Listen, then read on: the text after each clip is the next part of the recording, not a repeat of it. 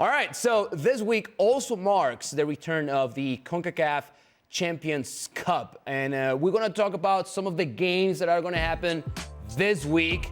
Here we have it all starts on Tuesday. Real Hope is going to host Cruz Azul.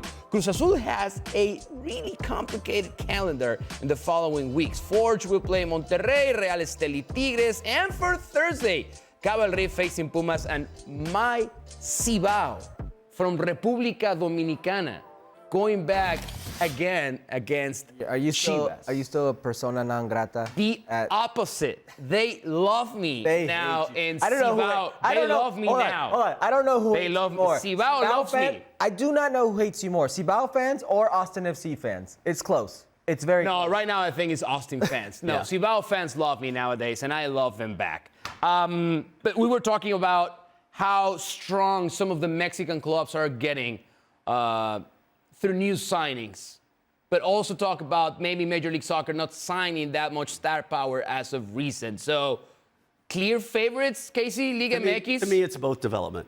To me, that's the bigger, important aspect of these two leagues.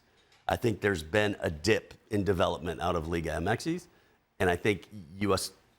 Soccer and MLS had a little bit of a peak, and I think that's and brought in the right players, which is why you started to see MLS teams be more successful against Liga MX. But I see Liga MX turning that around, and I think some of these transfers are going to that and trying to, reestablish themselves as the top league in North America.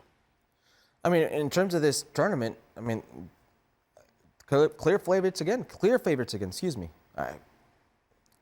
What is it? Seattle Sounders in the modern era, the Galaxy, DC United.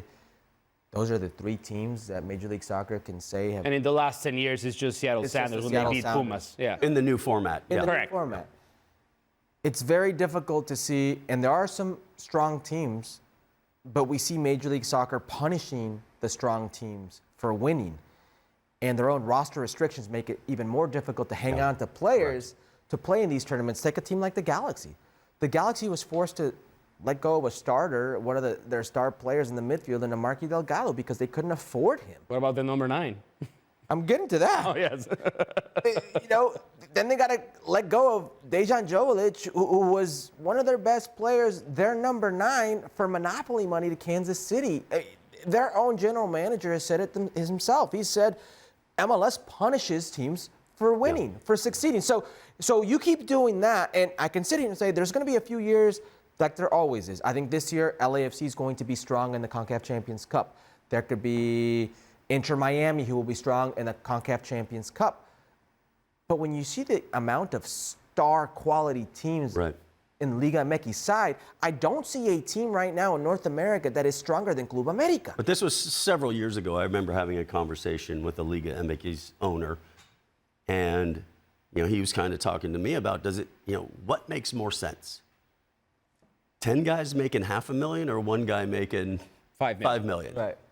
And he said, does it make more sense to build a team and be competitive? And so I think what's really happened in that format, when you're asked to play 40, 50 games, your squad depth is so much greater in Mexico because you're able to spread things out in a different way. And if you have these 5 guys making a marquee amount of money, and then there's a point where maybe one's injured or one needs a break or one's out of form, the drop can be bigger than it is for Liga MX. Yeah, and the problem here, Mao, it's yes, it's money. Yes, because that's where it's concentrated. But both leagues are becoming top heavy. And the difference is when you look across the board in Major League Soccer, I think there are more teams in the middle of the pack that beat more Liga MX teams. Okay? That middle ground, that mid-table teams on Major League Soccer are stronger than Liga MX. But when you look at the top tier in Liga MX, they are so much stronger than the top tier of Major League Soccer.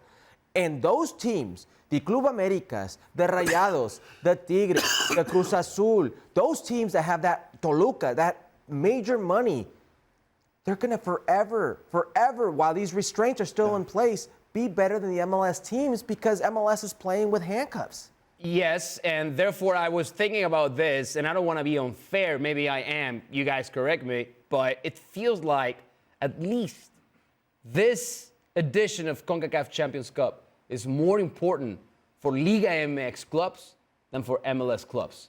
means more. It feels like it means I think the more. trickiest part about MLS, and Herc and I know about this, because when you play somewhere, up in Seattle, and you got to go play in Champions League, and it's 4.5 hours to get to Dallas, and then you got to go another 3-4 hours to get to wherever you're going.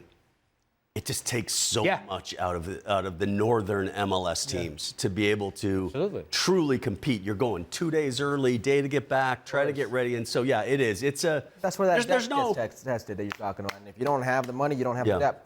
But there's no, I mean, there's not a right answer. There's not a wrong answer. It's just a reality of the amount of travel being in CONCACAF Champions League for the Northern MLS teams. But I know what Mal's saying. Given the circumstances of Major League Soccer winning Leagues Cup throughout its existence, while they've had this, all teams versus all teams, given the state of both national teams and how they've done against each other, given all these setbacks from Mexican soccer, the one place where they truly still have that dominance is the CONCACAF Champions Cup, and they'd like to keep it that way. I understand what you're saying. And that could be the case again, but there are 1 or 2 teams in Major League Soccer side that I think have a good chance here. Yep.